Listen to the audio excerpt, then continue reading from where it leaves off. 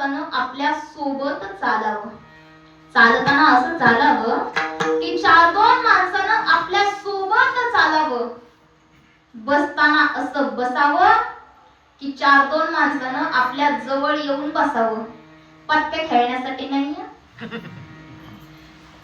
भजन करण्यासाठी. आणि मरताना असं मरावं की आपण गेलोय हे समोरच्याला कळलं ना की टचकन त्याच्या डोळ्यात पाणी यावं असं माणसाचं जगणं असावं. नाही ते काही माणसं एवढ्या विचित्र पद्धतीनं जगतात, ते गेल्याच्या नंतर गाव म्हणतं गावची एकदाची कटकट गेली. अरे असं जगणं आपलं नसावं.